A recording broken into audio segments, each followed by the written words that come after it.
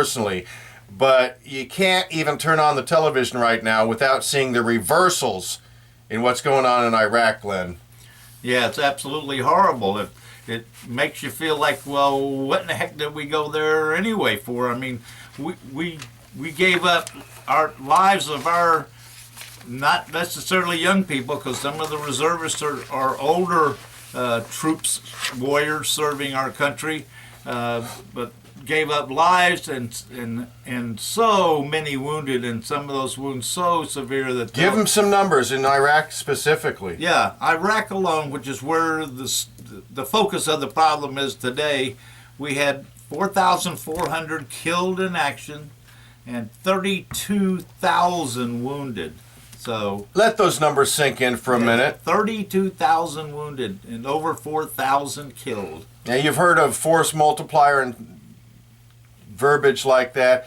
Think of how many lives and how many families were impacted by these numbers.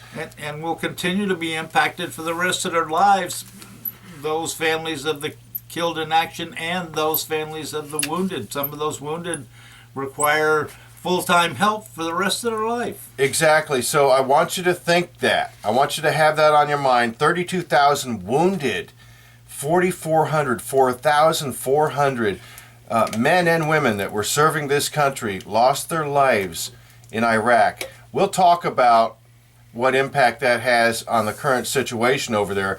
But Vince, our awesome board operator and engineer here on American Warrior Radio, is going to cue up a song that I want y'all to listen to. The man that does our lead-in music, it's called bumper music, I guess, in the trade, Soldier Hard, he's Sergeant Jeff Barillero, has written a song, and I want you to listen to it. The title is I Was KIA. He's an Army sergeant with 3 combat deployments, so he knows of what he sings. Vince, go ahead and play that music, folks. Listen and remember those numbers. 4,400 gave their lives.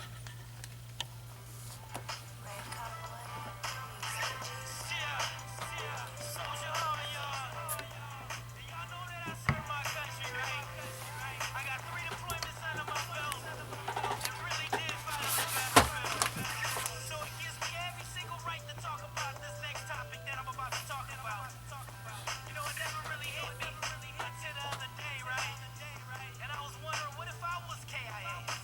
What if I really did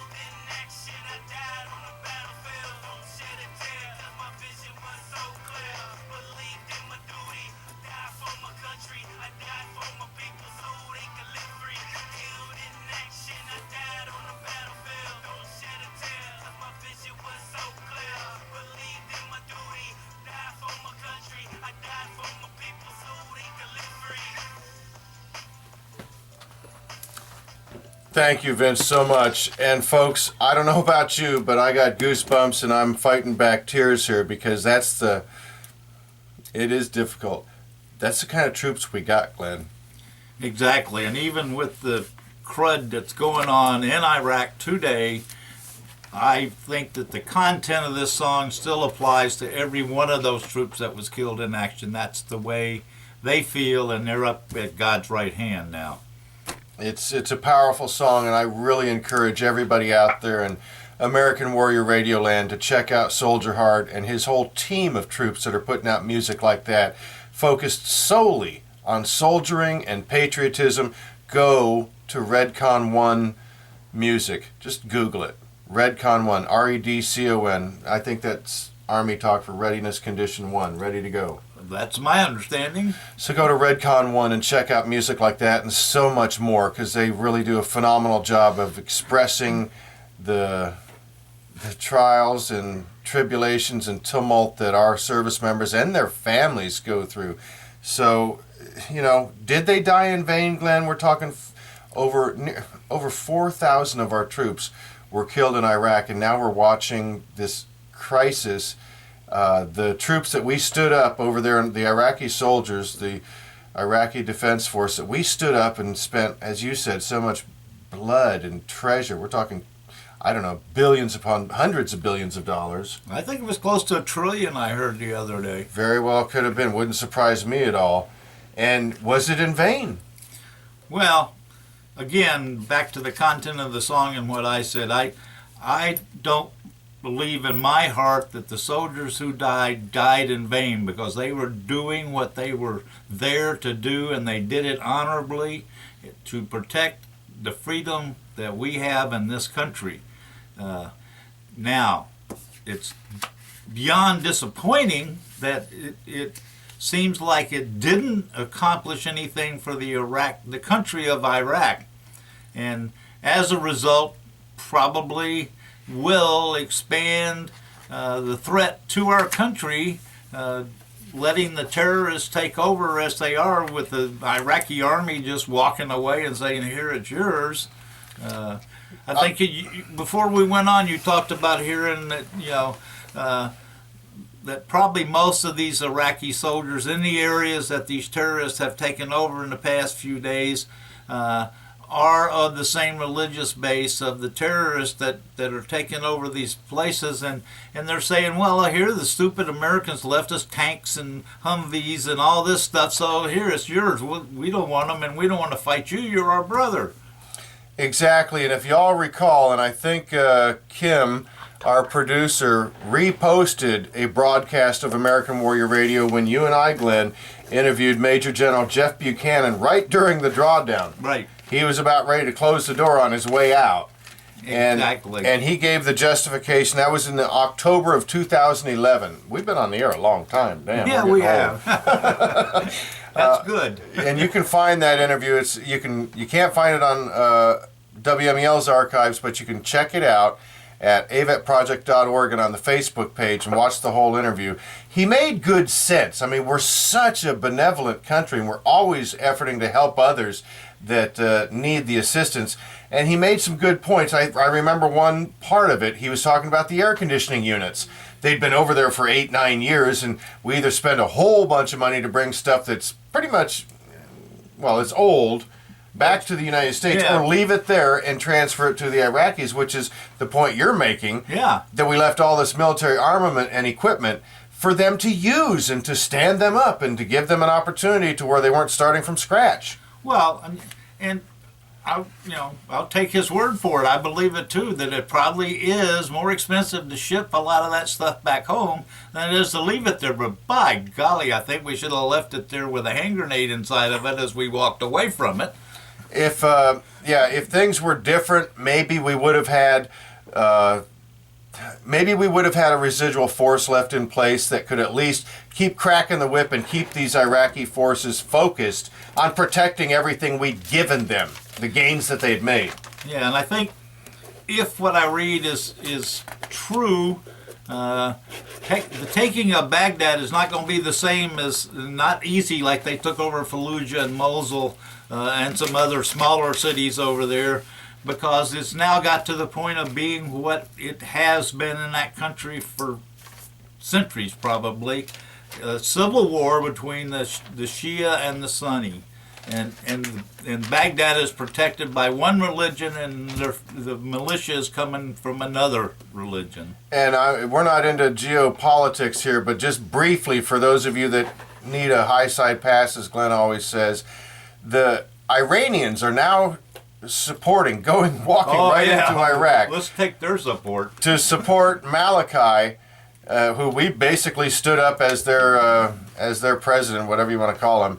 And they're supporting him, so they're already in bed with the terrorists because the Shia have excluded the Sunnis, which is a greater part of the population in the first place. Exactly, and what are the motives for Iran to offer to help? Wouldn't have a guess. Wouldn't have a guess as to taking over oil and territory and whatever other natural resources are there, and finally taking over Iraq. I mean, don't forget there was a war a long time ago between Iraq and Iran that went on for like years. Exactly, and the United States has been on both sides of the conflict now, yes, people. We have. We've supported the Iranians, and then they took our hostages. We've supported the Iraqis, and then look what's happening. It just goes back and forth. It's whichever way the political wind blows. But I will let you know that the wind might be blowing. I'm not sure if there's a breeze or not, but your president is out in California golfing. Let that sink in. Your president's out in California golfing. Did you hear me? He's golfing. We've got a major geopolitical crisis where all of the gains that our brave men and women in uniform have fought to liberate and give the Iraqi people an honest to goodness chance getting that sicko Saddam out of the way and standing up an army of their own and supporting them. And then now they're getting overtaken and overrun, and quite honestly, like you said, Glenn, they're abandoning their posts.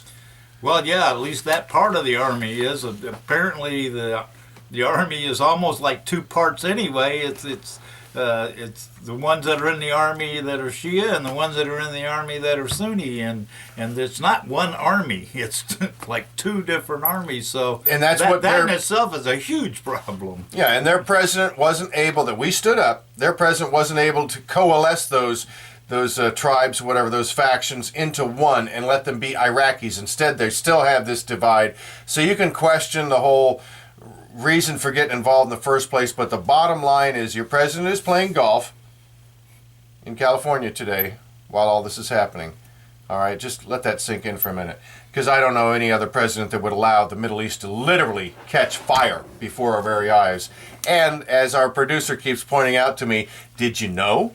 Our embassy has not been evacuated. There are over 100 military troops right now guarding an embassy in Baghdad that as we go on the air, and we're coming to a close very quickly, they could be overrun at any moment, Glenn. Absolutely. You think Benghazi was bad? This could be, to the 10th power. But they're not getting any imminent danger pay. No, don't need any imminent danger pay. Folks, that's just, if it's a hot button issue regarding our military veterans, Glenn and I are going to talk about it.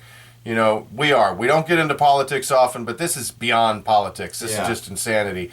We really appreciate you listening to American Warrior Radio. And Glenn, as always, we got to tell them about this. If you're a veteran in crisis or you know one in crisis, to include talking about suicide, dial 1-800-273-8255. 800-273-8255, and veterans should always press 1. And as always, don't forget, thank a vet.